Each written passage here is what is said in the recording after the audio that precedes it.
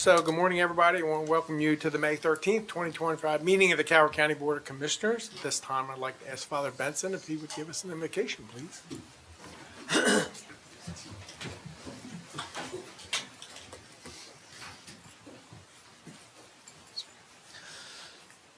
O just and merciful God, we bless you for this day. We bless you for all your creation, for the life that you make spring forth, for the rain that you send upon us to bring forth life from the earth, to make it fertile and fruitful.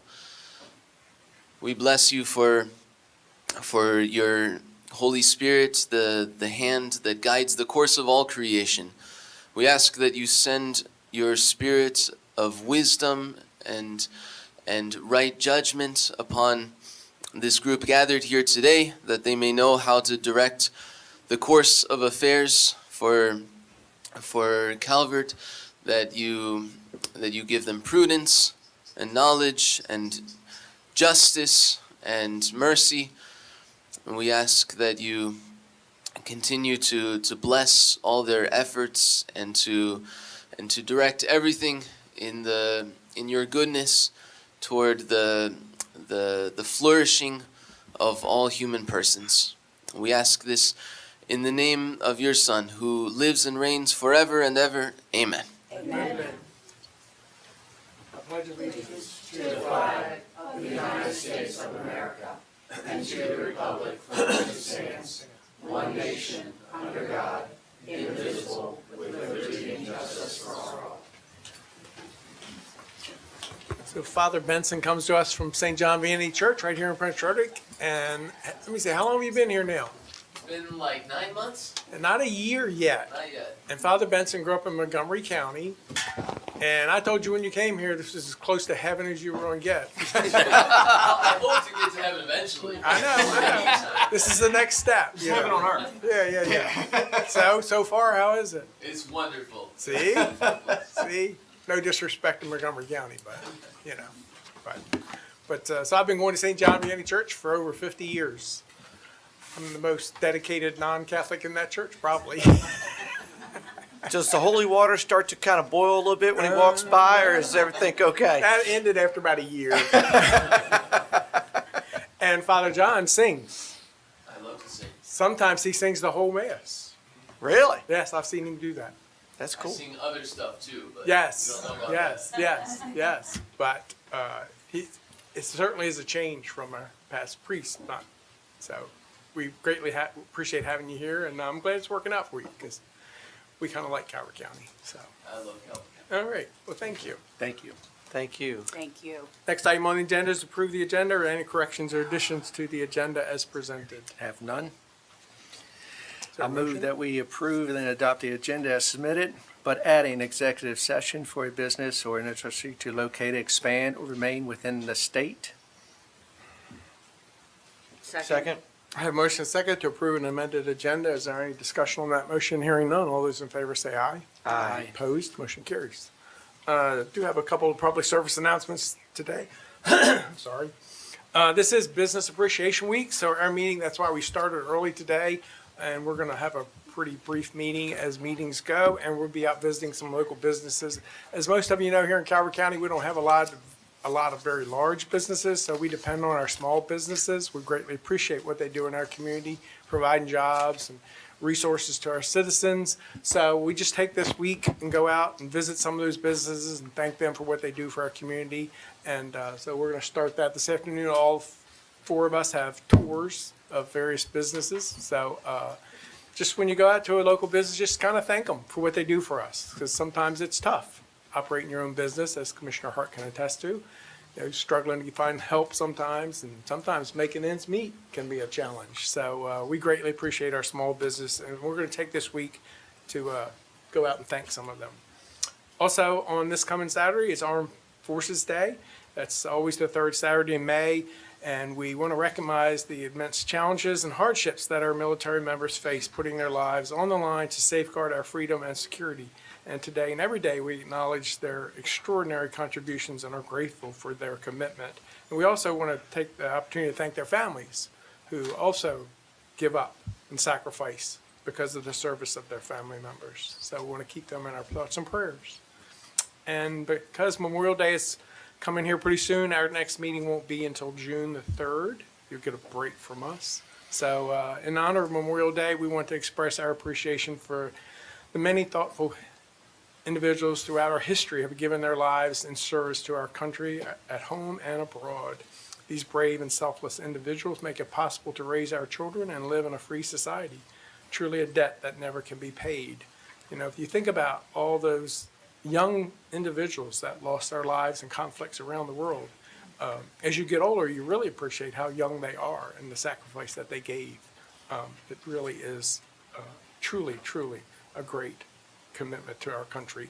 And every year on Memorial Day, they always have a service out here in front of the courthouse. It's usually around 10 or 11 o'clock in the morning.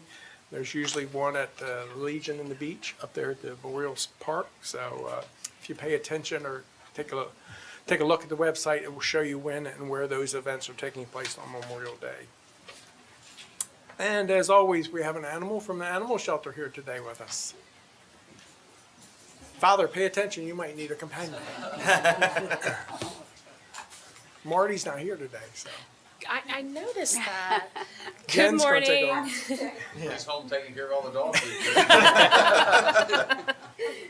This here is Sadie. She's been with us for about 3 weeks, and she's about 9, almost 10 years old. She doesn't act her age. She's still very spunky, loves to run around in the yard and play with toys. She's very energetic for her age. But yeah, so she came into us as a stray. We don't have any previous information on her. Nobody's come to claim her, but she's a beautiful girl and she does well at the shelter. Unfortunately, it's sad. I want them to do, get out of there, but she's always so happy. Usually when they're sad, they're like, oh, I'll take you. But no, she's like, hey, I love being here. But she is, like I said, she's ready for adoption. She's roughly 10 years old. So she's on the older side. She's looking for a place to spend the rest of her years. She's pretty dog. She is. She's beautiful. We have her as a German Shepherd Husky mix. So There you go, Father, another lamb in your flock. she's a sweet girl, and she does love to cuddle up too. Once she gets her energy out, she'll snuggle up to you. But yep, like I said, she loves her toys. She's available, so come on into the shelter. We're there Tuesday through Saturday, 10 to 4 for adoptions. No adoption fees for what, the next 2 weeks? Or more? Because we won't meet again until after Memorial Day. All right, So I it like should it. be free for almost 3 weeks. Okay, we Lots of like time. it. We Make a like it. decision. Yep, and we have other animals. We have cats, guinea pigs. We have a couple rabbits left. We have some roosters. If you can't adopt, come volunteer. We appreciate that. Donations are always helpful. We do have a list, I believe, on our website of what donations we can do, or with our focus group, Friends of Linda Kelly. They do on their website too. They have a like a wish list for us that we appreciate the donations. So, Very good. all right, All right. Thank you. Thank you. come on.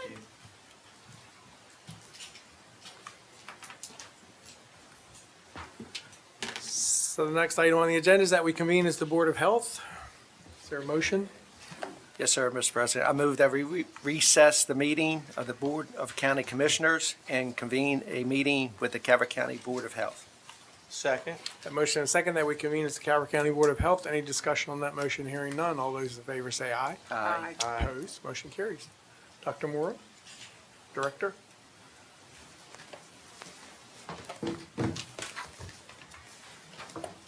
Good morning, Commissioners. Jennifer Moran, the Director of Community Resources, and I have our Health Officer with me, Dr. Teresa Mora, and I'm going to be the page turner. Very good. Good morning, Commissioners. Good morning, Board of Health. Good morning. First of all, on behalf of the Health Department, I appreciate this opportunity to present Calvert County's health trends and the projected FY budget for the Health Department's public health activities. So the data that I will present today comes from multiple sources, and the first one comes out of the County Health Rankings and Roadmap. That is a program from the University of Wisconsin Population Health Institute, and it compiles information from various national and state data sources to provide a snapshot of the county's health status. And we are able to compare the county's health status with those of the other counties in Maryland. And jurisdictions use this information to identify the strengths and opportunities for health improvement in our county. So when the program assesses a county health status, they look at two things: population and well-being, and then community conditions.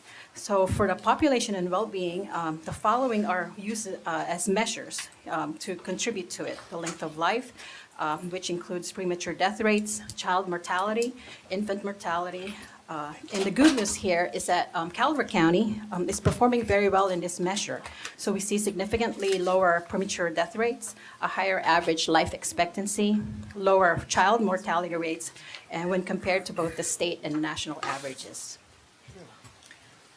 The next slide here also talks about additional measures of population health and well-being, which give us an insight into the quality of life in our community. And as you can see, most of the quality of life indicators of Calvert County are also quite comparable to those of the state and national averages.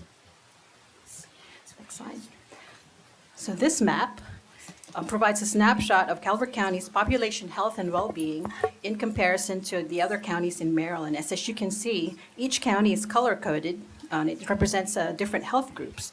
And these groups are categorized, they categorize counties with similar overall population health and well-being profiles. And I'd like to point out that, as indicated here, Calvert County is recognized as being among the healthiest counties in Maryland and in the country.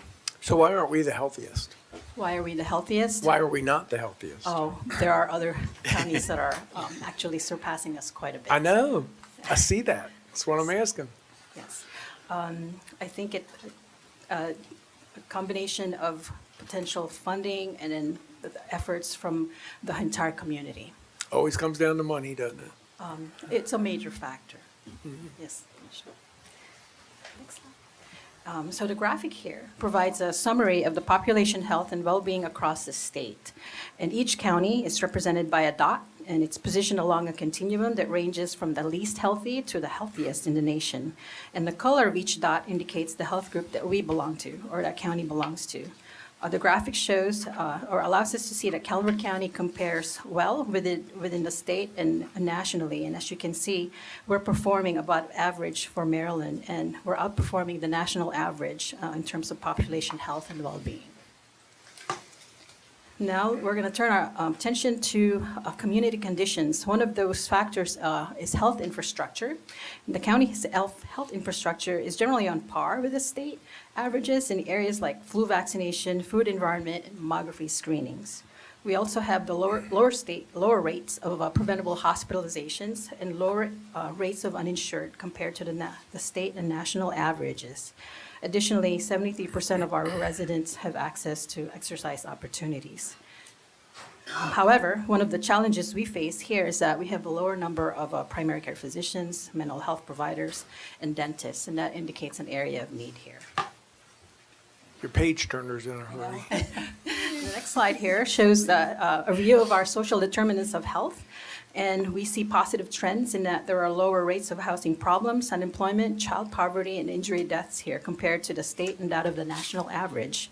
However, compared to the other counties, there is a gap in terms of proximity to recreational spaces. And you can see that 26% of our residents live near a park, and that's within 3 miles of a park. And additionally, a quarter of the population report that there's insufficient emotional support for them. That rate is actually on par with the national average and the state averages, but that still calls for it's an area in which support would be needed for the community members. Next slide. So this map illustrates the rating of community conditions and social determinants of health for the county and how it compares with the rest of the counties in Maryland. The counties with the best ranking are depicted in dark blue, and while those with less favorable community conditions are in lighter color. And Calvert County is ranked among the healthiest in Maryland in terms of community conditions. And next slide. So this graphic provides a summary of the same community conditions across the state. And as you can see, Calvert is performing above the average for Maryland and is notably outperforming the national average in terms of community conditions. Okay, now we're going to turn to data from the Maryland Vital Statistics from 2022 on the leading causes of death in Calvert County.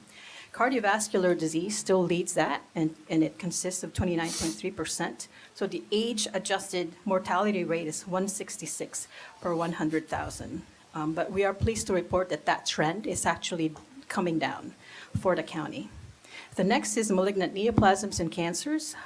It's the second leading cause of death and accounts for 20.2% of deaths in the county. And the age-adjusted mortality rate from cancers are 155 per 100,000 residents. And the most common cancers are lung, colon, pancreatic, and prostate cancers. Then comes accidents as the third leading cause, and diabetes is the fourth cause in there, and the percentages are shown on the chart. So next slide talks about the injury deaths. We present the data on death injuries in Calvert County in Maryland, the state of Maryland from 2021 to 2023. And as you can see, the trends here are stable for both the county and the state.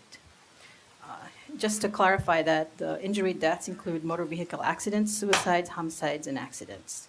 And so while Calvert County's rates may appear lower on the graph, those injury rates are really more similar to the rates in Maryland. And then if you turn to the right, it's the deaths due to suicide. Interestingly, the data here indicates a decreasing trend of suicide rate in Calvert County during this period, whereas it's stable for the state of Maryland average. Next slide. So now we'll take a look at injury deaths, specifically focusing on firearms and motor vehicle accidents as well. You see, as you can see, firearm-related deaths in the county are low compared to that of the state.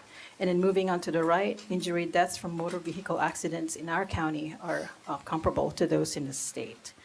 And it's important to point out that there's an increase in death rate from motor vehicle accidents in our county between 2022 and 2023. And then the next slide shows drug overdose deaths in the county. So our county's drug overdose rate in 2023 was 31 per 100,000 residents. This is below the state average. And from 2021 to 2023, the drug overdose rate here has been decreasing. Initially in 2022, the rate was in the 20s down to 11 last 2023, and then last year there were 5 deaths from drug overdose. And so that's actually equivalent to the decreasing rates throughout the state as well. But I think it's multiple factors are contributing to that positive finding. Including probably the distribution of Narcan, education of the community with Narcan, all the work that my staff at the Behavioral Health and LBHA are doing, and then the community outreach. But Dr. Moore, in one of our other conversations, was there a talk about trying to figure out a way to track Narcan usage? That's actually not happening even at the state level, but we can initiate that. I'll have to talk to my staff about the feasibility of that because it'll take work and it'll take time.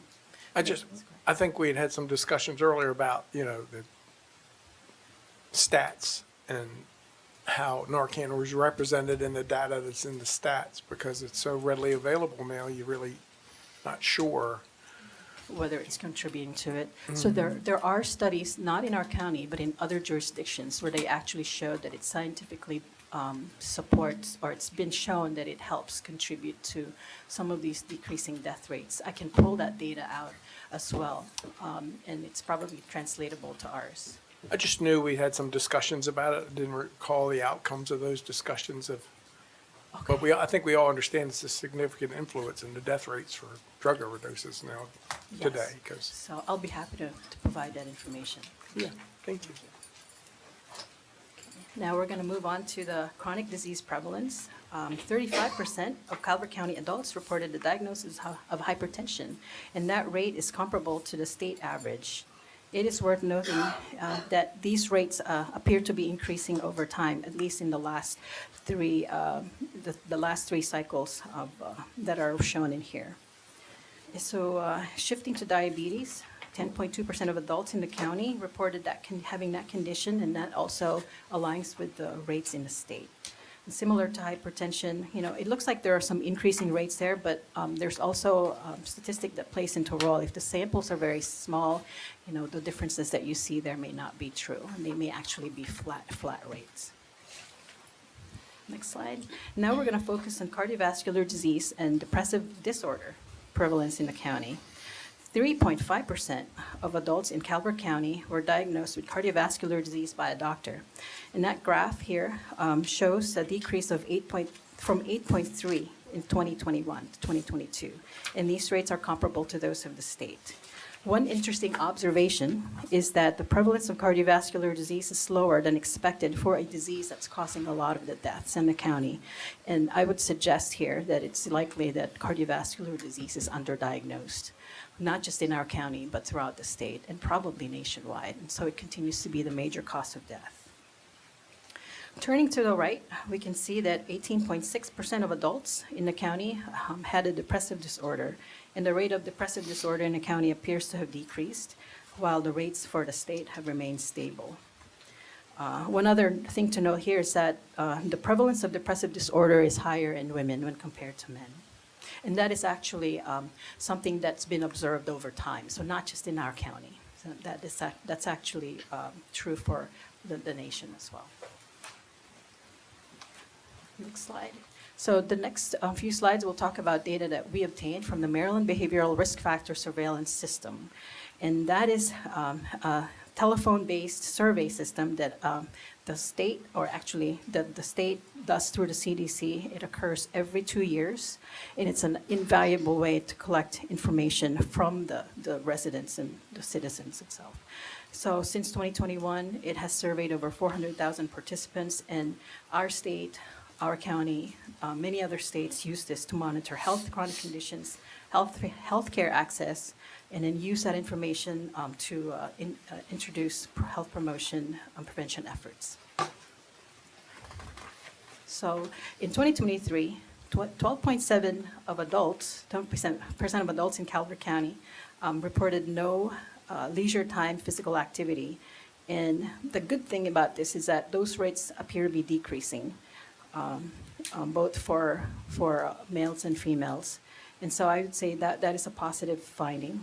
Data shows that there's a decrease of percentages for men and women who are reporting that they're not exercising. Next slide. So 36.1% of adults reported obesity, and that's categorized as having a body mass index greater than 30 kilograms per meter squared. So the overall percentage of adults that report obesity has remained stable from 2021 to 2023.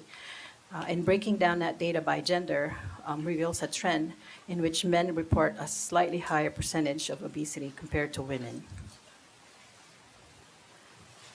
Next slide. So more than a third of adults who are screened are told by their doctors that they have elevated cholesterol. And that's a pretty significant percentage, and it's higher than what I had expected, actually. It's noteworthy to say that the prevalence of elevated cholesterol increased and is increasing, appears to be increasing from 2019 to 2021, and then it sort of tapers off a little bit. Calvert County's rates of high cholesterol closely mirrors that of the state. And when we examine the data by gender, it looks like the men tend to have higher cholesterol rates than women. So on the next slide here, the graphs depict the percentage of adults that report poor mental health days, and 42% reported at least having 1 day of poor health, and more women reported this state or this experience more than men. And the next graph here presents the percentage of adults who have reported heavy drinking or binge drinking, and that's defined as drinking 8 or more per week for women, or drinking more than 15 for men. And then binge drinking is taking 4 or more drinks in a single location for women, and 5 drinks or more for men. As you can see, 18% of adults reported this, and it's been stable both for the county and the state, and our rates are significantly higher than those of the state. Next slide. These graphs depict tobacco use among adults, and 11.9% of adults reported current tobacco use. Those are stable and somewhat decreasing for the state, but it's stable for our county. And then if you look to the right, the percentage of adults that use e-cigarettes are low compared to use of cigarettes. And our rates are slightly higher than those of the state. Next slide here. The next slide shows the percentage of adults that report using marijuana. And 28.8% of Calvert County adults reported using marijuana. And this indicates that the rates in Calvert County increased from 2021 to 2023, and that these rates are significantly higher than those of the state. So what do you attribute that to? It's legal now. Yeah, but it's been legal for, and the rest of the state's not going up like we are. In potentially access, and they may need education about the negative effects of marijuana use. There That are place negative is effects. slammed.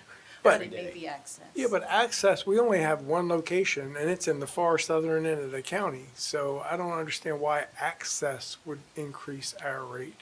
Yeah, that is a very good question, Commissioner. We can look into that. Because in our neighboring county, Prince George's, they've got lots of locations. And you would think the trend would be the same, across the state. It is slammed. For us to be that much, where they all are, when you ride around and see them, I go by the one in Edgewater, it's pretty glaring that our rate is double the state rate. I mean, it might also be access to the other counties, because, they don't necessarily go all the way down to where it's located in the county. They just go next door. Yeah, I talk to people, they bounce all over from St. Mary's to Charles and So you would think that would kind of even out, though, because like you say, in the north end, they're going to go to Edgewater because it's closer, and I don't know where the location is in St. Mary's County, but it's Hollywood, I believe. Is that right? Hollywood or Mechanicsville, something like that. yeah, that's pretty glaring. That's why your liquor sales are down. Nationally, But we're across the drinking more, country. though. Across the We're country. drinking more. Yeah. Colorado started reporting all that, and then all the big companies. That's why you're going to see the big companies all have drinks, THC drinks. I mean, they've spent billions. I'm talking the biggest of the big globally. That is the next wave of that industry. So it's not your expertise, but it would be interesting to see if there's been any increase in under the influence accidents, or if there are other related issues to cannabis that would coincide with this increased rate of usage in Coward County. Yes, Commissioner, I'm happy to look at that and look at the data. There is data in there, we just haven't compiled that. So, I mean, that's pretty glaring. We're double the state rate. I talk to guys, suppliers from all around the country that'll come in, and that's the first thing they talk about is, the effect of marijuana industry across the country. okay. Be interesting to see what St. Mary's and Charles is, Okay, we can do that. just for information. We always compare ourselves to them. Great. So the next few slides we'll talk about. Can I interrupt you for a minute? Yes, ma'am. Let me go back to the mental health slide. Do you think the trend started with the increase in mental health needs once COVID hit us hard and kept us shut down for a couple of years? And really now, people are just getting back to work. Is there any relation to COVID shutdown and the mental health increase? That's a very good question, Commissioner. So I believe, but we'll have to back it up with data. I believe that COVID was a factor, but mental health issues really had been an issue even before COVID arrived, and it probably aggravated it. And have we gotten back to the pre-COVID rates? I don't have that answer, but I can find out for you. But I know that even in medical school, depression and mental health mental health and well-being are major drivers that we learn about of health conditions in the nation, and in people in general. And the average age of where depression starts is 15 years old. So what you're seeing in the data here is not surprising. This is actually reflecting the natural history of depression or depressive disorders. But there are ways to prevent those and to help reduce those rates, at least for our county. And there are evidence-based interventions that are being implemented by other jurisdictions that I'm eager to look into, and I'm encouraging my staff to look into. Thank you. Are they allowed to talk about it in the schools openly, like in classes and stuff like that? Because it's real. I mean, you know, I mean, I know the schools have counselors and stuff like that, but to where the subject's not so taboo to talk about it, because you know that's when they're going through all those crazy feelings and thoughts and everything. And you talk to so many people, that 14 to 15 sweet spot, you know, is and they don't know.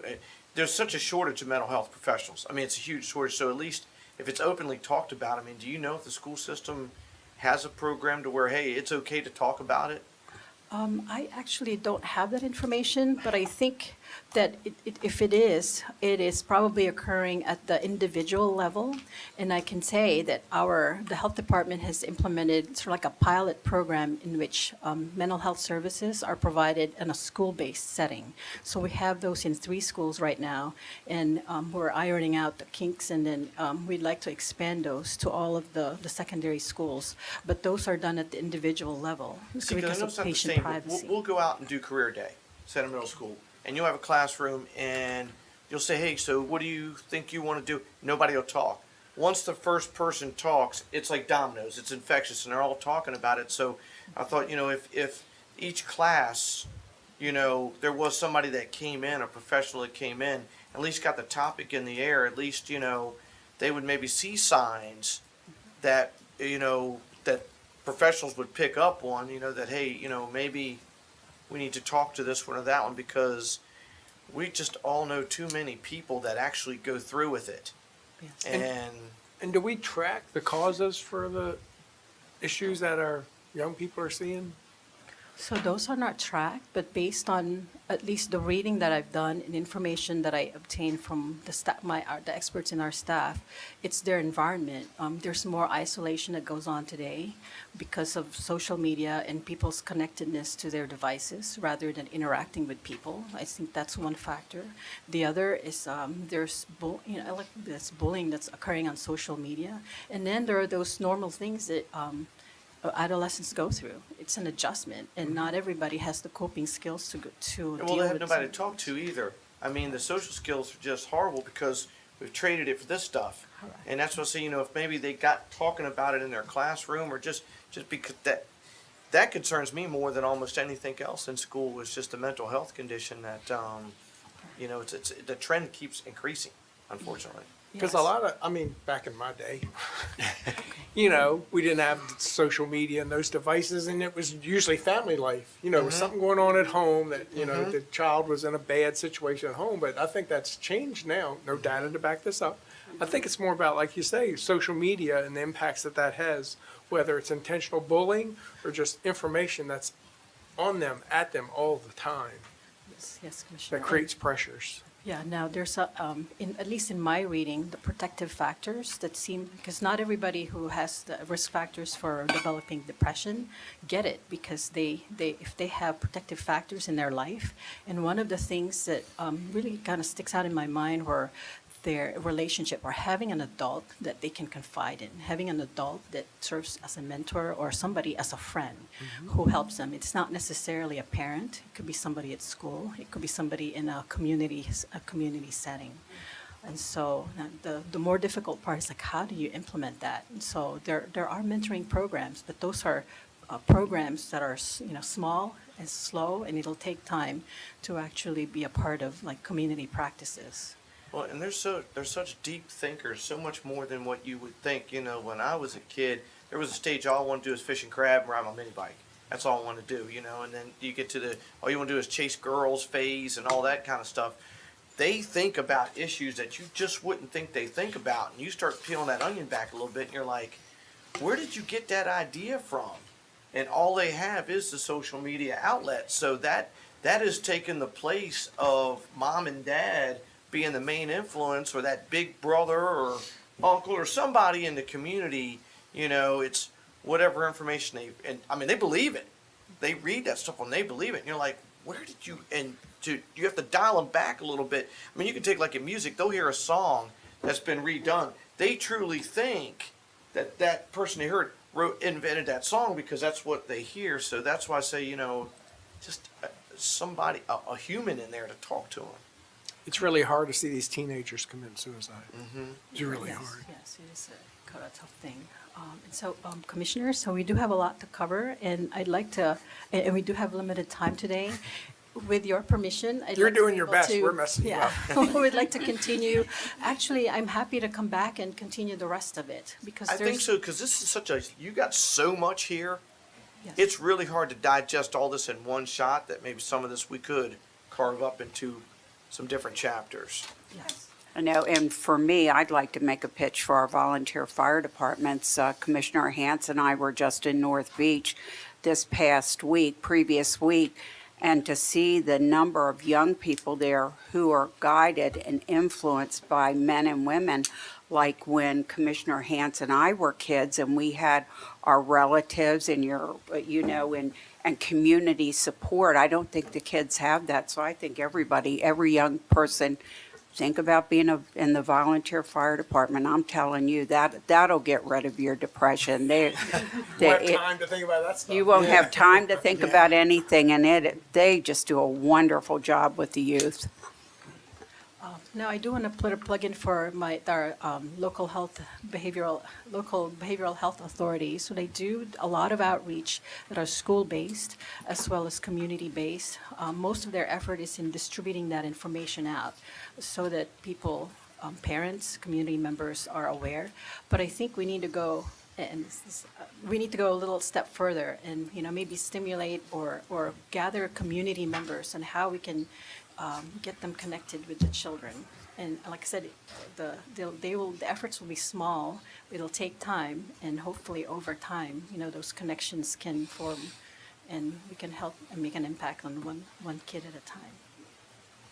Well, Dr. Moore, we greatly appreciate you trying to get us through this presentation in the allotted time. But I'm happy to return because there's a lot to unpack on the other ones. Yeah, as because well. it's important.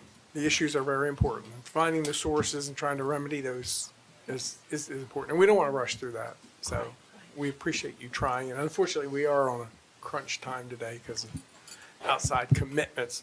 So we get you back in another day and I'm happy to do that. follow up. And you have some homework. You get that done before next time. I took some notes down, so I'll have information in those. Okay. next time. We definitely, we had a citation for mental health last week, and we have great resources in this county, but as you know, the problem is identifying the need and getting individuals where they need to be. So that's our biggest challenge. Yes. Very good. Thank you. Thank you. Thank you. Have a motion? Mr. President, I move that we adjourn the meeting of the Calvert County Board of Health and reconvene the Board of County Commissioners. Second. I have motion and a second. Is there any discussion on that motion? Hearing none. All those in favor say aye. Aye. Opposed, motion carries. Thank you, Dr. Moore. Thank you. And Director Moreland. Next item on the agenda is a proclamation for Emergency Medical Services Week. Director McDowell, Commissioner Cox, we have some individuals in the back. Dave, you gonna start us off? Yes, sir. All right. Good morning, Commissioners. Good Dave morning. McDowell, Director for Public Safety. And I would like to really take an opportunity this morning to thank you and to thank these men and women that are behind me at this microphone in this room. Our EMS providers in this county are exceptional.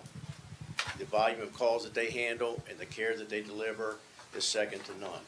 Some of them get paid, some of them don't, but their commitment is the same either way.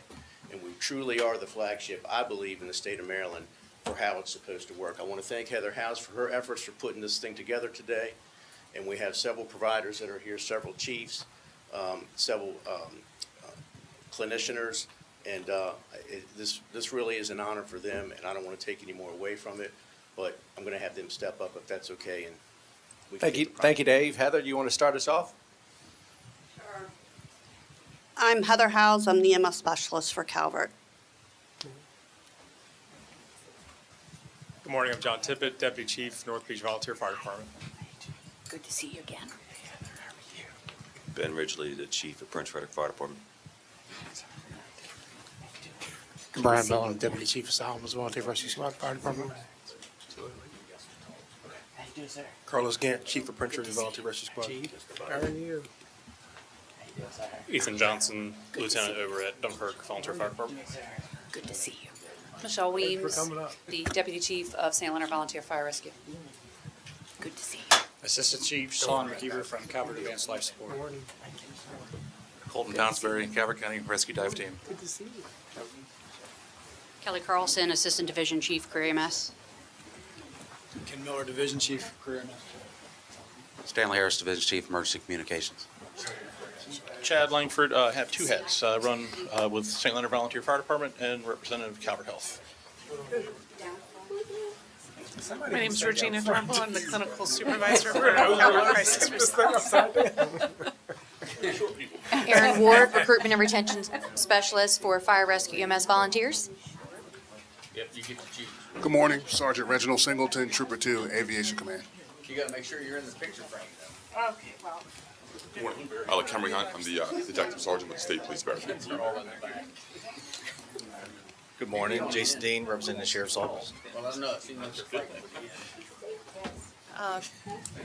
Good morning, Crystal Dow, Deputy Director of Public Safety.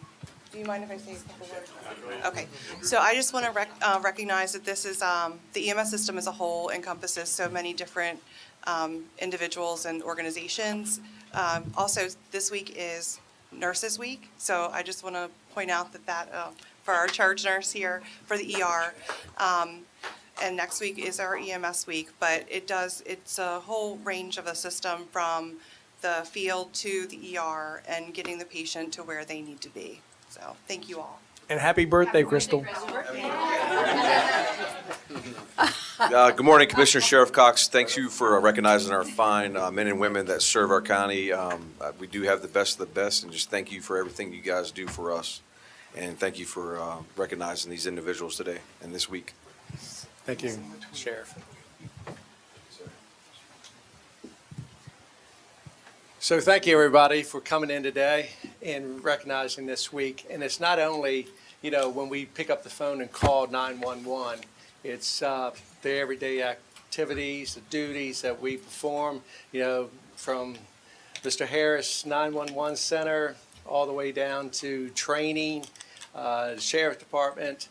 So we thank you for what you do. And like I said, when the phone rings and gets picked up, it's responded. And I believe that we have the best EMS service, paid and volunteers throughout this county.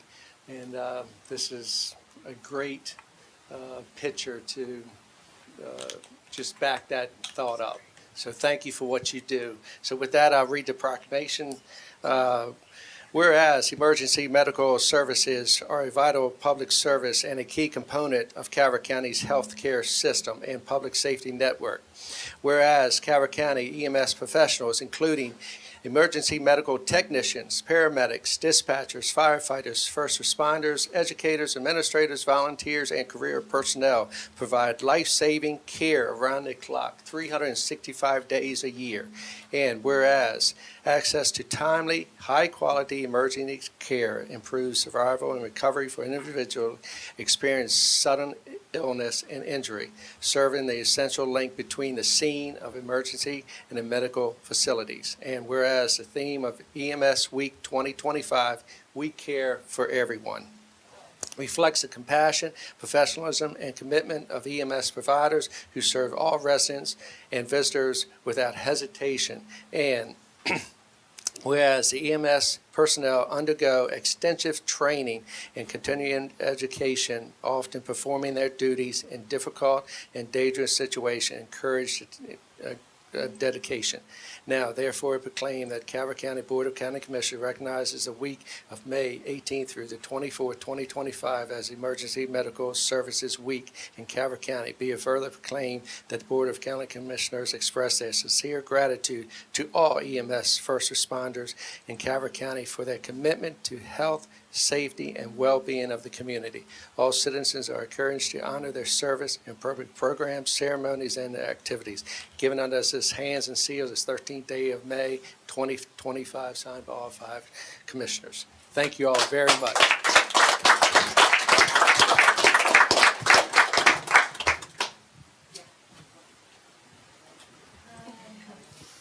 Good luck with this group. You're good, Crystal. You're right in the middle. Birthday girl. That's right. We had the tiara. Squeeze one in. Y'all were good. Right here in the white shirt, you can go to your right. The name tags, but my eyes is not that. Perfect.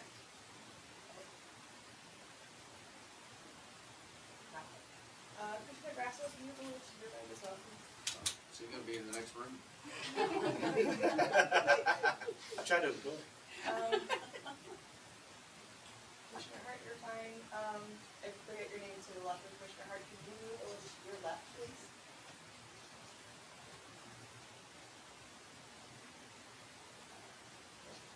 You guys can hold the smile for a second. You have the glasses, I forget your name. Can you move a little to your left, please? And hold it close to me.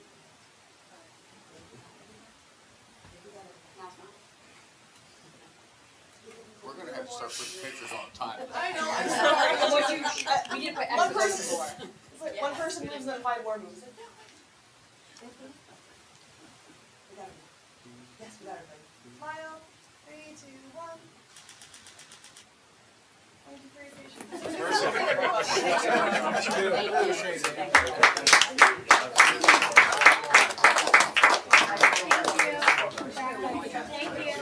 Either way. Thank you, congratulations. Thank you, congratulations. How you doing, man? Thank you, congratulations. How's your Thank you, congratulations. Thank you. Thank you. Thank you so much, have a wonderful day. Thank you. Thank you, sir, have a wonderful day. You too. But we're not gonna be in the picture. Thank you, have a wonderful day. Come back.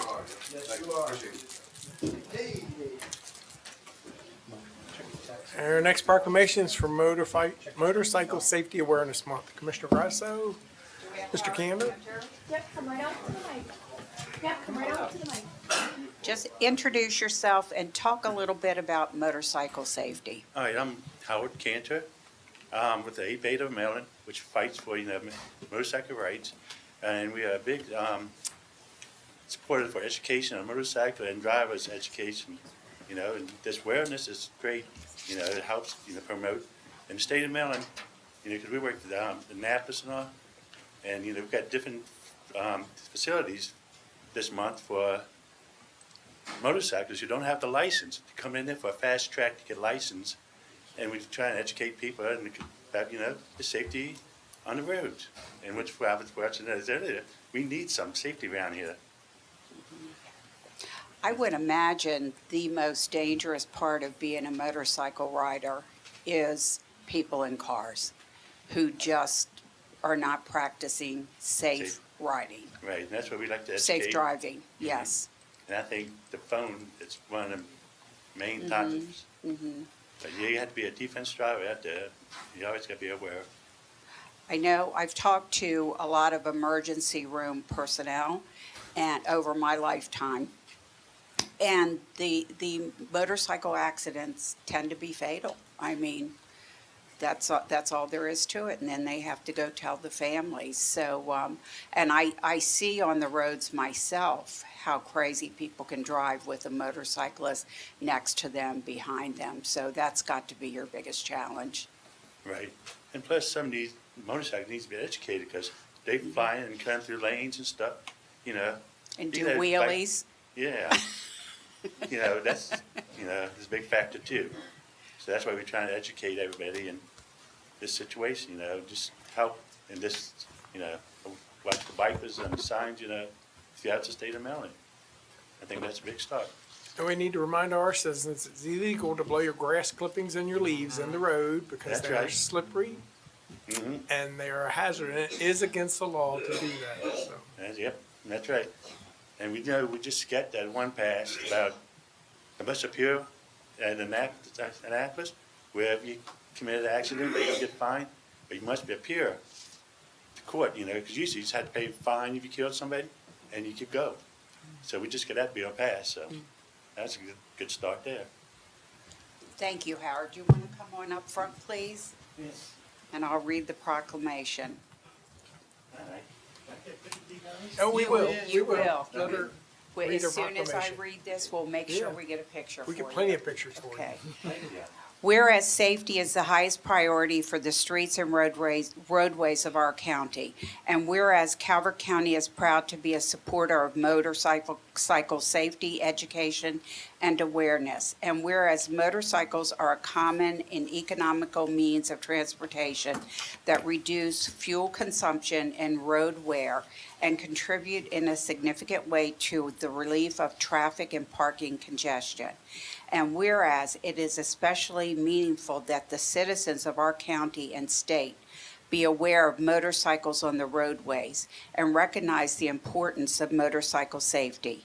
And whereas the members of ABATE of Calvert County continually promote motorcycle safety, education, and awareness to the general public in our county and state. And whereas during the month of May, all roadway users should unite in the safe sharing of roadways within Calvert County and throughout the state of Maryland. Now therefore be it proclaimed that the Calvert County Board of County Commissioners recognizes the month of May 2025 as Motorcycle Safety Awareness Month. Be it further proclaimed that the Board of County Commissioners encourages all motorists and citizens to recognize the value and importance of promoting motorcycle safety and awareness. Given under our hands and sealed this 13th day of May 2025, signed by all 5 county commissioners.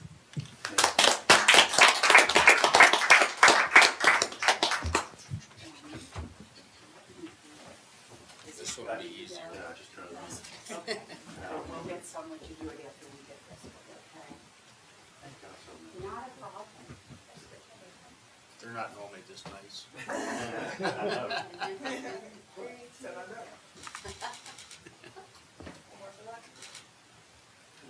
Did we ask you to get a picture? Yes.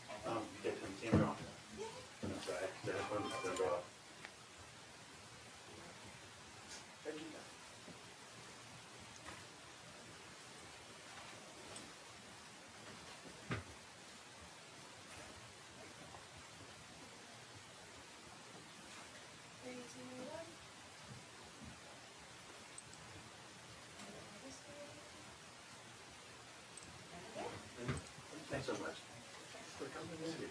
Be safe out there. I'm trying. Thank you, sir. Thank you. All right. Thank you. Appreciate Yeah, thanks for you guys. Yes, I'll be. Thank you. Thank you. So our next proclamation for National Safe Boating Week. Mr. Hart? Thank you, Mr. President. Do we have some people with us today? Yep, one right to the left. Come on up, please.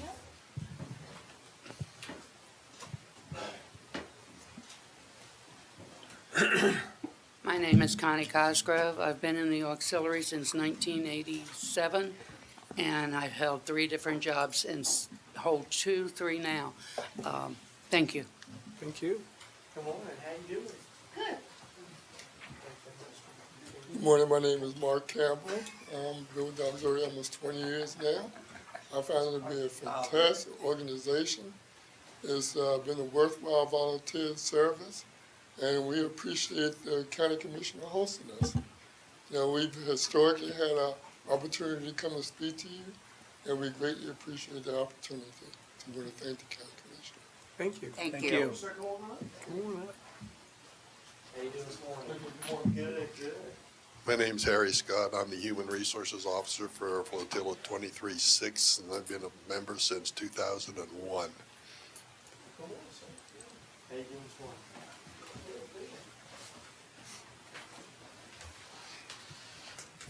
Well, you know why this is great to read this today? Because it's the start of boating season almost every year. I love when the few times I get out there, and you folks are right. It's there's not always an instruction book how to drive that boat and how to act out there sometimes. And you folks do a great job trying to do everything you can to keep everybody safe out there. You know, So, it's like, with a car, you gotta have a license and all this, the boater safety course.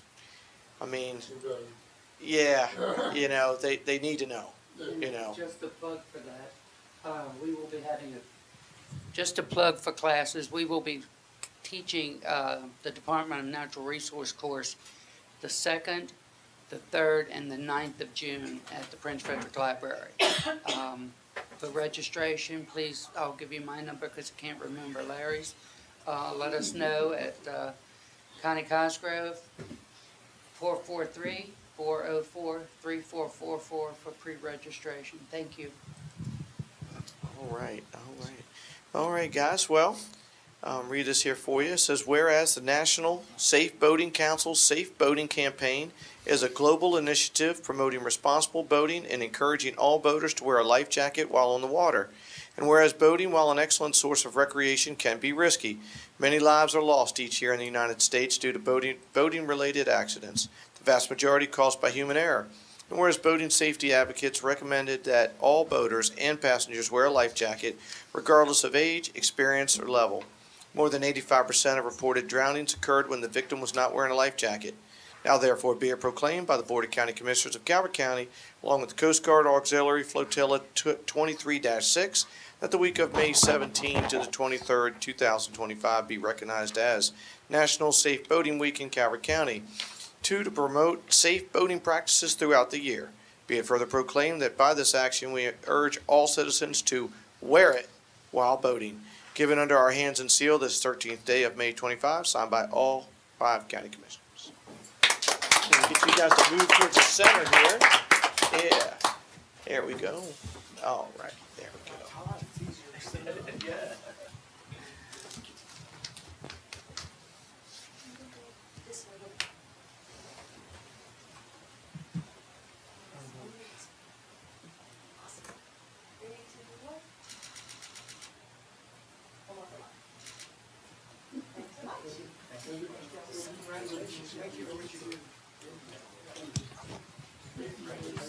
Right, that's exactly right, man. Right, that's right.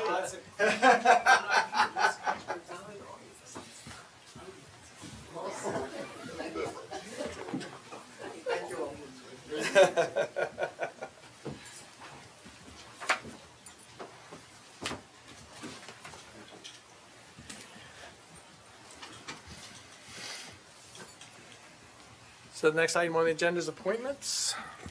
Miss Emily. Good morning, Commissioners. Emily Shreves, Constituent Services Specialist, here with multiple appointments for your consideration today. The first round of appointments is for the Calvert County Commission for Women. Staff recommends that you appoint Rebecca Rode as the District 2 representative for the Calvert County Commission for Women, and following this appointment, 4 vacancies will remain. Mr. President, I move that we appoint Rebecca Rode from District 2 to the Calvert County Commission for Women. Second. Have a motion and a second. Is there any discussion on that motion? Hearing none. All those in favor say aye. Aye. Opposed? Motion carries. Thank you. Second appointment is for the Calvert County Marine Museum Board of Governors. Staff recommends that you reappoint Lisa Sanders and Cedric White to the Calvert County Marine Museum Board of Governors, and following these reappointments, 4 vacancies will remain. Mr. President, I move that we appoint Lisa Sanders and Cedric White to the Calvert County Marine Museum Board of Governors. Second. I have a motion and a second. Is there any discussion on that motion? Hearing none. All those in favor say aye. Aye. Opposed? Motion carries. Thank you. Halfway there. Third is for Cove Point Light Station Commission. Staff recommends that you reappoint Valerie Miller and Albert Lane to the Cove Point Light Station Commission, and following this action, 3 vacancies will remain. Mr. President, I move that we reappoint Valerie Miller and Albert Lane to the Cove Point Lighthouse Station Commission. Second. I have a motion and a second. Is there any discussion on that motion? Hearing none. All those in favor say aye. Aye. Opposed? Motion carries. Thank you. Last appointment is for the Parks and Recreation Advisory Board. Staff recommends that you reappoint Patrick Parise to the Parks and Recreation Advisory Board, and following this, 1 vacancy will remain. Mr. President, I move that we reappoint Patrick Parise to the Parks and Recreation Advisory Board. Second. Have a motion and a second. Any discussion on that motion? Hearing none. All those in favor say aye. Aye. Opposed? Motion carries. Thank you, Ms. Emily. Thank you. So last week, I think we had a little discussion about vacancies. Just in these 4 groups, there are still 12 vacancies. So if you have a desire or a need, we have something for you to do for those people that have idle time. I don't know who that is, but it's not me. Just in case. If you have idle time, file and run next year. That'll take care of all your idle time. Next item on the agenda is consent. Mr. President, on consent, the item 3 and 4, I need to recuse myself from. Okay. Item 1, Department of Public Safety, Celico Partnership Ground Lease Amendment. Item 2, Department of Finance and Budget Annual Health Insurance Renewal Plan Year July 1, 2025 through June 30th, 2026. Item 3, Department of Parks and Recreation Chesapeake Hills Golf Course Liquor License. Item 4, Department of Parks and Recreation Chesapeake Hills Golf Course Tobacconist License. Are there any objections to those items listed under consent today? None. I have none, Mr. President. I move that we adopt and approve the consent agenda items. Second. I have a motion and a second to approve the items under consent today. Any discussion on that motion? Hearing none. All those in favor say aye. Aye. Opposed? Motion carries. Commissioner Hart, you can come back.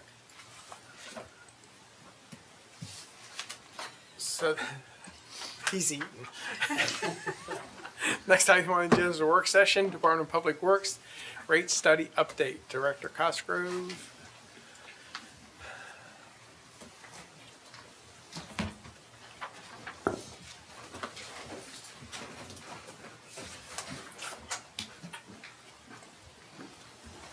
Good morning, Commissioners. Good morning. Director Cosgrove, J.R. Cosgrove, Director of Public Works. I'm here to join with our consultant, Mike Maker, of Next Gen Solutions. To my right and my far right is James Rutter, Deputy Director of Enterprise Funds. If it's okay with the Commissioners this morning, I'll forego reading the memo and just jump right into the presentation. Sounds good. And I'm going to turn it over to Mike. He's going to go through our presentation this morning for us. Good morning. Morning. Nice to see everybody again. I know we're pressed for time, so we have a quick presentation. Stop us along the way if you have questions. So today we're just going to talk about the study assumptions, kind of the factors involved in the water and sewer rate study, go over the revenue requirements, or just the costs of the system, look at your current rates, what the projected rates would be over the next 5 years, and then some sample bills. So just the guiding principles and objectives. So the Water and Sewer Enterprise Fund should be financially self-supporting, as an enterprise fund should be fundamentally run as a business. It should maintain reserves for contingencies and unplanned expenses, a rainy day fund, things like that. And ideally, water rates and charges should be kept as low as possible over time. And we say this because you can defer maintenance and not invest in your system and have really low rates, but then at some point you're going to have a main break or something catastrophic. So the idea is to maintain your system now, repair, replace investment, and to keep those rates low as possible over time. So our objective is to ensure rates are stable through sound financial management and system maintenance, and we do that by looking at financial stability and putting together a financial plan. So what are some of the factors that affect charges and rates? Operating maintenance expenses are predominantly affected by, cost increases, inflationary increases. This is things like salary, cost of living adjustments, benefit increases, material supplies, things like that. Things in your supply chain, chemicals, electricity. Capital improvement plans, this is usually one of the largest factors. This is just your reinvestment in the system, the treatment system, distribution, collection systems. Debt service, so both existing principal and interest payments you're paying now, as well as any capital projects that are going to be debt funded.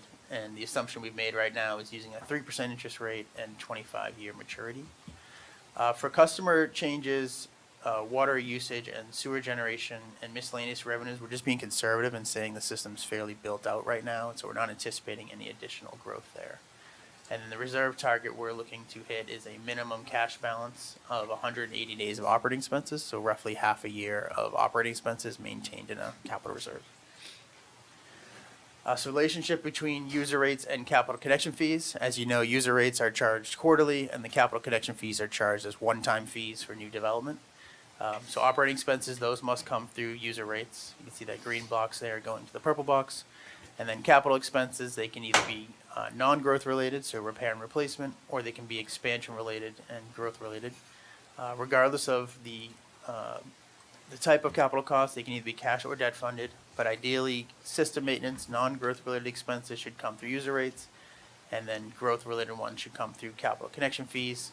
But you'll see there's a dotted red line. If the capital connection fees are not set at what they need to be, or growth does not occur as we anticipate, then existing customers have to make that up through user rates. What this table shows is your current budget year of FY 2025, the year we're in now, and then the next 5 years. And these columns here are the costs of the system. So the blue color is our operating expenses. Again, that's salaries, benefits, supplies, things like that. We tack on top of that any current debt service, that's the red, the green being any cash funding of capital projects, and then the purple being new debt service. The light blue line that's going horizontally across, that is your current revenue. So you can see there's slight shortfalls right now. And then the dark blue line is our proposed revenue. And then the note at the bottom, that dark blue line represents a 3% increase each year in water revenue. So for FY 26 through 31. So just back up to that one slide there. So what new projects do we have on the water side? Just for people listening? So we are looking at some distribution system replacements for Cavaliers, Shores of Calvert, as well as we have Chesapeake Heights and Dares Beach replacement. That's a two-phase project between several years. And then we have an annually funded water station improvement project that we fund with that as well. Okay, thank you.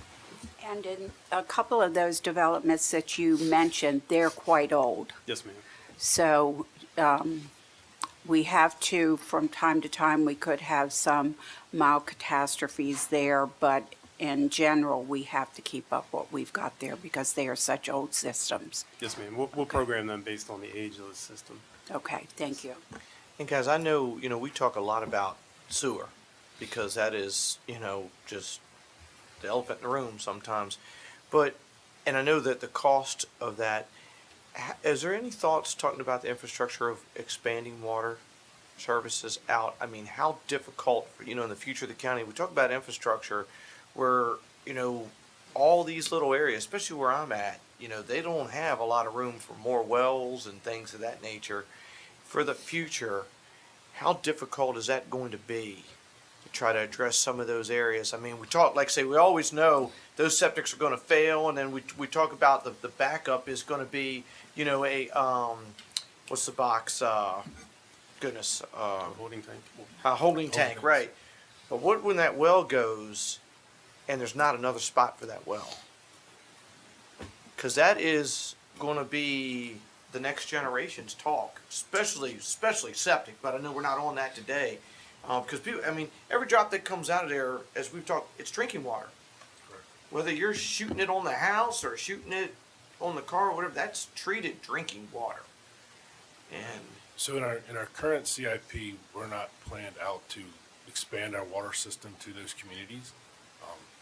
We certainly could look in that in the further out years, if needed, but I don't know if difficult's the right word, but it's gonna be challenging. that's what I mean. Because most of those communities you're talking about are a good distance away from our current public water system. When I was a kid, now of course CRE's got their own water. But when I was a kid and they changed the zoning to, it was like White, or I don't know if it changed, but it designated like White Sands, Drum Point, and Ranch Club. You didn't need, they relaxed a lot of restrictions on septic and everything, but they're all right up there like that. And you see the challenges like when you got to try to put a well down in Cove Point Beach, mercy, with all that salt water and everything going in there, eating that up. That's going to be a real challenge. So I didn't know. I know the septic's a whole other bear, but I didn't know how difficult running those lines down there. Most likely, depending on the community, you'd probably look at like a standalone system, something similar like we have at the Marley Run community. Okay. Or Shores of Calvert. So that's the future of that, is those type Yeah, things. you'd end up finding a location where you could put in, Kind of like how large Long Beach capacity does? well. Correct. Okay, Storage facility, that kind of stuff. okay. It's not hard, it's just expensive. Correct. That's what I was saying, yeah, so because sometimes it is what it is with what it costs. You gotta have water, but I didn't know feasibility wise, would we be capable making that happen and, Citizens pay for it, so it's whatever they're willing to pay. Exactly. yeah, well. But like you say, if you add up all the costs of those wells, now the well's $20-some thousand, you know, at the end of the day, it's probably better off. And it might come Oh, down it'd be to, money well spent if you, especially, the septic, I know, but with all the water usage and we see, you see how much, these wells, they don't last forever. and you're still looking at $20,000-$30,000 a well, depending on how deep you have to go for residential. Might be cheaper for somebody to hook up, especially on fixed income than here, because there's no grants for that like there is even septic, so you gotta find that money. Sorry, when you hit that infrastructure button, So turning to sewer, again, the cost system here, the blue being operating expenses, the red being current debt service, green being cash funded projects, and then the purple being debt funded projects. Light blue line going across is what we're bringing in right now, and then the darker blue line sloping up to the right. That is a 9% increase for 2 years, and then inflationary 3% increase the remaining 3 years. And we also have some research on what other places have done in terms of increases, so if you want any specifics, but they range anywhere from, we've seen just inflationary 3% all the way up to over 65% increases just of other municipalities in Maryland, so some things they've done. So 3% and 9% doesn't sound quite as bad when you look at some what other places have had to do in terms of their increases. How about, what projects do we have currently for the sewer side? Yes, sir. in plan? Yep. So we have projects aligned for sewer collection rehab. That's a continual annually funded project. We also have funding going to Solomons at the treatment plant for upgrades to our E&R project. We're going to be constructing a new water and sewer maintenance building. And then we have some control replacements at our Prince Frederick treatment plant number 2, as well as Marley Run. We're finishing out a biosolids upgrade project, and then we're looking at upgrades at Prince Frederick wastewater treatment plant 1 for additional discharge. And then we have a countywide sewer pump station project that's also annually funded. And we are looking into design for North Beach and Bears Beach sewer extensions. Very good, thank you. Yes, sir. Was there, I had one more question. Is there any, I see we used more cash on the water side than we did the sewer side, and the debt service being paid on the sewer side and halfway on the water side. Any correlation, rhyme or reason? Is that going to change this year to next year, or is that going to be staying the same trend? So yeah, that's a good point you bring up, because if you notice on the water, even the proposed revenue line is still resulting in a shortfall. And so we're not putting all of the rate increases on the customers. We're using some cash at the same time as doing a rate increase. It's kind of a combination there of using some of your existing cash as well as doing increases. The cash balance slides aren't shown here, but the water's cash is coming down and then the sewer is kind of stabilizing. So together, you're still, a combined utility fund is still being maintained at the 180 days. Okay. Yeah. Yep, very good. Thank you. So this slide just shows a snapshot of your customer base. So you have just under 5,600 water and sewer customers, roughly 90% of those residential, so 4,800, and then 720 commercial. And then you talked about earlier, you have some water-only customers, you have some sewer-only. So your water-only most likely have septic systems, and your sewer-only are probably on wells. And then combined customer, the majority of your customers do have both public water and sewer. All customers are billed quarterly, and we don't have any seasonal customers or anything like that. So then just taking those rate increases we talked about before, for water, this is just across the board, 3% increases, just to show what your current design is. Everybody's charged a fixed charge, a quarterly fixed charge, and that varies by EDU or equivalent dwelling unit. Again, with the majority of the system being, residential customers, this is what they would pay for their fixed charge. And then as you use more usage, you have this inclining block design, so the more you use, the more you pay, kind of reflecting that conservation basis. Are you guys getting a lot of pushback with, I try to explain to folks sometimes that state of Maryland, and, I'm not always a fan, but with this one, it's drinking water. I don't know, I can stress that enough. They don't, there's only so much of it. I mean, if you're on the West Coast, there's none. You've seen that. We're very fortunate that, so they don't want you using a lot of water. They don't want us sending out big water bills because they want us to conserve water. There's that message, we've been working on this message for about 2 years now, Yeah, I know you've been pushing hard. Is any of that sinking in that we don't want to hit you with the big bills? Based on what we've looked at over the past year since we've introduced the tiered billing system, the thought would be it would deter people from using as much water, maybe do better job conserving.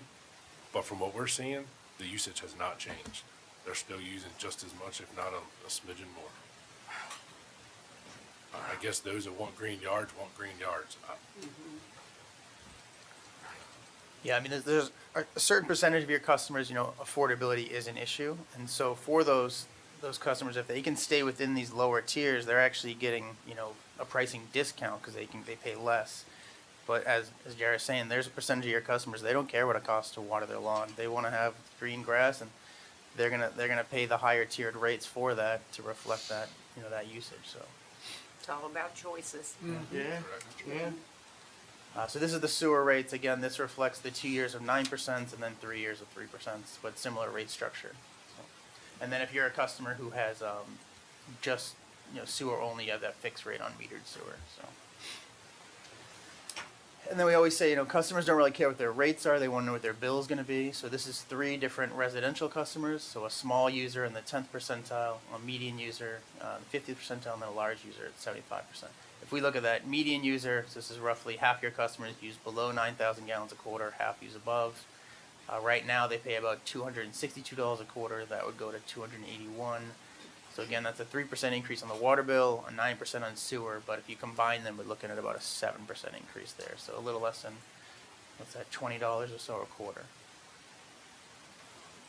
So with that, the Department of Public Works recommends proceeding with the proposed increase in rates, discussing this work sessions which have been included in the FY 2026 Commissioner's budget. So with that, do we have any additional questions? So, JR, my question to you would be, so you coming back to us, we just went through this last year. Is there any way we could go out 2 years and project, with what we have in the pipeline of what we're adding to our infrastructure and what have you? Is there any way we could go out 2 years and give some parameters of what's allowed and what's not allowed? And that way you wouldn't have to come to us every year with if these rates would be definitely, in the ballpark or, Absolutely. I think, our rate model we have now is built out for the next 5 or 6 years, based on what we have programmed right now for all our projects and our expenses and estimating the escalation or the inflation of 3%. So I definitely believe the numbers we show in this rate study for the out years, we could use for the next few years and maybe figure out how to put a cap on it if you want to approve the next few years, as long as they stay within what we presented, say, now. We move forward with the increases for the next couple of years or the next 2 years. And if there's any drastic change, because we're going to run the model every year, and if for some reason something changes where we have to do something other than the 3 and the 9, we come back and have a work session with you all and explain it. Am I correct in understanding that when we became commissioners 2 years ago, we really had not kept up with rate increases? And because this is an enterprise fund, you all, in order for people to have the water and the sewer that they need, you all need to be making a reasonable amount of money to keep everybody with water and sewer. So I'm glad to see that you all have undertaken this. I think it's fair. I think in the end it's going to work out for everyone, and I'm happy with the numbers. Thank you. Thank you. And the problem was previous boards didn't want to raise their rates. Everybody complained every time you talk about a rate increase, and they were at the point where they were borrowing money from us to keep the place afloat. And, that's not how an enterprise fund is supposed to work. And I'm guilty because of COVID, they came in during COVID and said, we need a price increase. And we said, oh, no, it's COVID. We can't put a price increase on our citizens. So that just kicked the ball and made the ball bigger and bigger and bigger. And so we're going to go through these growing pains until we get this thing on a track, because, it's got to sustain itself. They've got to be able to build up funds to do big projects. We should not have to loan them money. It's just going to be painful for a while until they get this straightened out. That's it's been going on for decades. Well, look at the cost of infrastructure. I mean, what did a well or septic cost to do in your home, say even 10 years ago, to what it costs today? And I mean, so it's just, I was blown away when you guys told me, what's that piece we had to buy? Remember we had the big fight on, we weren't even going to deal with them. What's those pumps that, Grinder pump. Oh, the grinder pumps? Couldn't believe when you said that, the price of what those things went to. I mean, that's insane. You know, And it's everything, and inflation's not getting any better, so, they suffer from it just like everybody else. And so, but we do appreciate looking forward. Thank you. As Commissioner Cox said, we might as well put in place more than coming here every year. It's, because. We'll look at some language and bring it back to you. Yes, thank you. And Mike, we appreciate your help. No Provides. problem. I'm only an hour down the road, so I don't mind coming. Thank you. thank you. Thank you. Thank you all. So that brings us to public comment. Mr. President, there is no one online or in the room for public comment. Excellent. Commissioner reports, Commissioner Hart. Yes, sir, Mr. President. I just hope everybody had a good Mother's Day last week, and went to the detention center for Correctional Officers Week. And I tell you, we're really, really fortunate in this county with the law enforcement teams that we have. I don't know if on your job, if somebody walked in and punched you in the face, would it be okay? I mean, that is, I won't say a regular occurrence, but I highly doubt there's too many folks in law enforcement that work the field and work in there have not been assaulted in one way or another. I mean, think about you go to your job and you sit down and get your cup of coffee or what have you. If somebody hits you in the face, you would call 911, you would press charges, you would go through the legal system. But there becomes this, it's okay to touch these folks, and there are people. There are friends, neighbors, relatives, family members. It's not okay to do that. And I think that gets missed in translation sometimes. When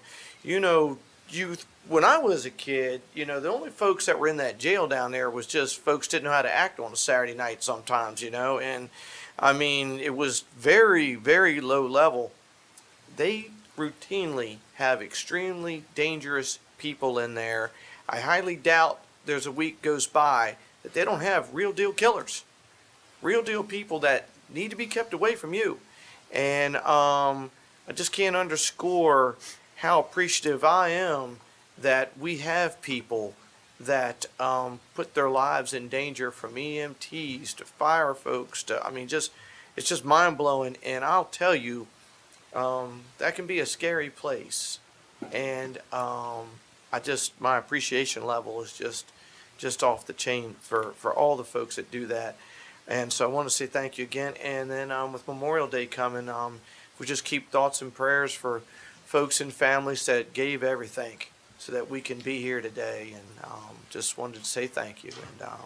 And and the Brady family, my thoughts and prayers goes out to them. They have really had a rough go. So that's it, Mr. President. Thank you. Commissioner Grest. On the 7th of May, I attended the Jefferson Patterson Park ribbon cutting for the opening of the Patterson House. It's open for tour. It's just a wonderful gem in Calvert County. Later on that evening, North Beach Volunteer Fire Department honored 4 of our youth who competed in a Skills USA competition. All 4 attend our Calvert County Career and Technology program. McKenna Boltler, she placed 3rd place for the EMS category. And Oliver Fox placed 1st place for the fire category. And Matthew Kaiser and Ryan King placed 1st place for the EMS category. These 3, Oliver, Matthew, and Ryan, will be in Atlanta, Georgia, June 23rd through June 27th for the national competition. And I want to give a shout out for North Beach Volunteer Fire Department and our other fire departments who do such a great job in getting younger volunteers and guiding them. I mean, they were talking to them about cleaning up after yourself. This is not your home. I mean, the guidance that they give is just, you can't put a price on it. It's wonderful. On May 9th, I attended the hospice gala for Hospice of the Chesapeake at the Rod and Reel. That was the first event that the new improved Rod and Reel hosted, and it was well attended. And yesterday, I attended a ribbon cutting for Fresco Studio in Dunkirk, Maryland. It's next to Thursdays. And Jojo, Kenny, and Lisa. Jojo and Kenny are the owners. Lisa is going to be a big part in running it. But what this is, they just had an event called Tiara and Tea. And they had a party for mothers and young girls. And if you want to have prom pictures taken, if you need props, if you want to host a party there, if you want to host a business meeting with kids graduating, if you want to do some informal pictures and bring your photographer there. This is a unique service that, to my knowledge, we've not had in Calvert County before. So make sure you check them out. It's Fresco Studio. It's in Dunkirk, Maryland. And then another wonderful youth in our county. I went to Huntingtown High School and presented a citation to Grace Minanowski. She is attending Duke University on a full ride. And she was a page in Annapolis. She worked for Delegate Long and Senator Jackson. She's going to go places. We really, and Katie and I went there, our clerk, and we had such a great time, you know, talking to her and the principal, so on and so forth. So good things coming for her. Also, I want to give a shout out to our sheriff's department. We have so much going on in this county that we've not seen before. And right across the street from where we live in Cavalier Country, the number of cars that are stolen and broken into, and I know there's been a big rash of them in Huntingtown, but our men and women get them and they prosecute them. And it is such a great feeling to know that we have, in my opinion, the finest law enforcement in Calvert County. They are so dedicated to the people of Calvert County, and thank you so much for what you do. Again, like Commissioner Hart said, we're going to be celebrating Memorial Day, and a special thank you to all who gave all. Thank you. Thank you. Commissioner Cox? Thank you, Mr. President. I too want to just congratulate all the mothers out there, and I hope they had a great weekend for Mother's Day. Please keep in your prayers a Bowen family from Prince Frederick who lost another loved one this week. I also attended the Boots and Bling benefit for hospice for the Chesapeake, and we raised over $30,000 that night for that event. So well attended and very nice to see Rod and Reel open up and start the going on that. I also attended a Calvert health fundraiser yesterday, which was very well attended, and what they are doing for our community is overwhelming. And shout out to Jeremy Bradford for what he's doing for Calvert Health and our community. And also, everybody have a safe Memorial Day, and thank you for all who have contributed to Memorial Day and what the sacrifices they have done. Thank you. Thank you, Commissioner Cox. Commissioner Ireland's out of town this week, so he's not with us today, but I also attended the ribbon cutting for the Jefferson Patterson house. The interesting story that I know about that house is Mr. Patterson owned the National Cash Register Company.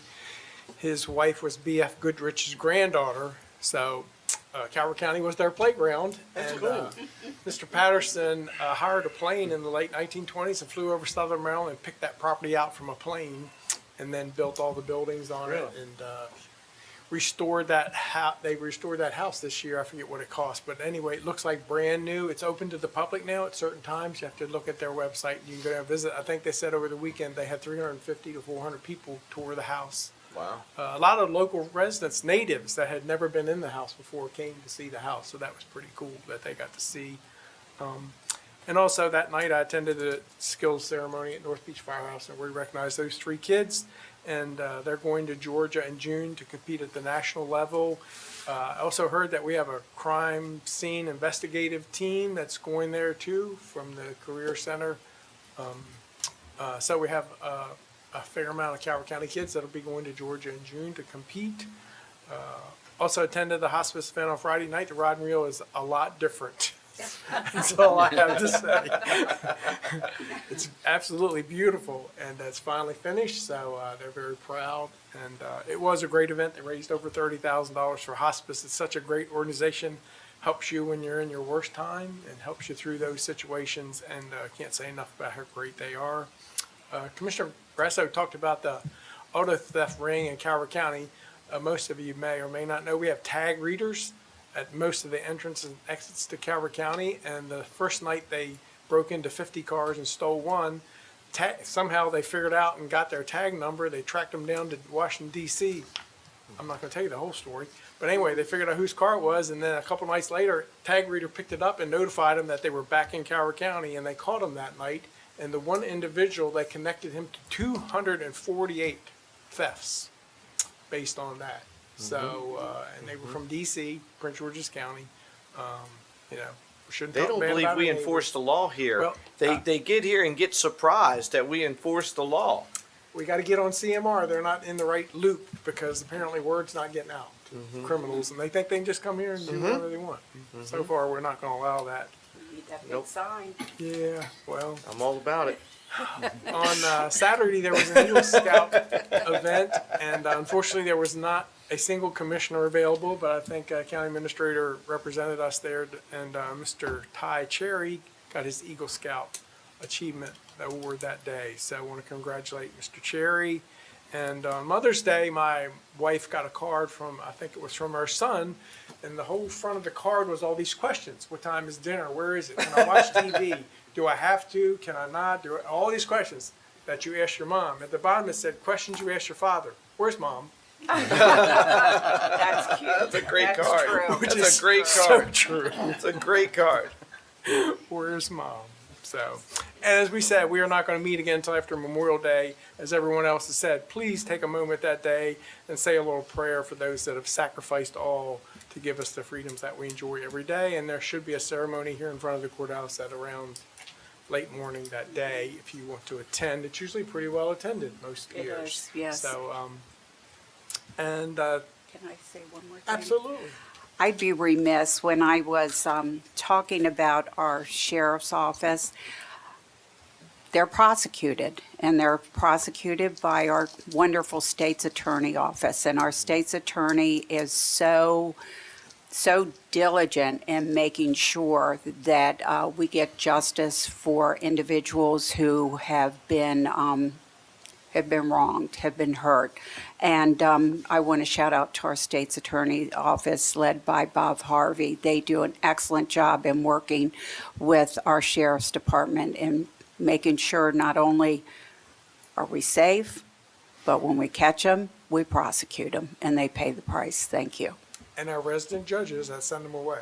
Yes, yes, Not there so we much go. the traveling judges. It's but a the great resident team. judges. It's a true It team. is a great team. It's a great team from top to bottom. It really is. And the residents too. I mean, they'll report you, you know? And I mean, you know, I've had to put videos out there of stuff and we'll have the case solved before almost the boys get there because, I mean, you know, you've spoken many times. You want to live in a crime-free society, as everybody should, and that is paramount. So it's just great folks here, and everybody's rowing the same way. And again, it's Business Appreciation Week. We'll be out touring this afternoon. Just as you visit a local business this week, thank them for what they do for our communities. And with that, I will ask for a motion. Mr. President, I move that to recess to executive session pursuant to general provisions, Articles Sections 3-305B-4, to consider a matter that concerns a proposal for a business or industrial organization to locate, expand, or remain in the state. Second? I have a motion and a second to go into exec session. Any discussion on that motion? Hearing none. All those in favor say aye. Aye. Opposed? Motion carries. Happy birthday, Crystal Dowd. Everyone have a great day.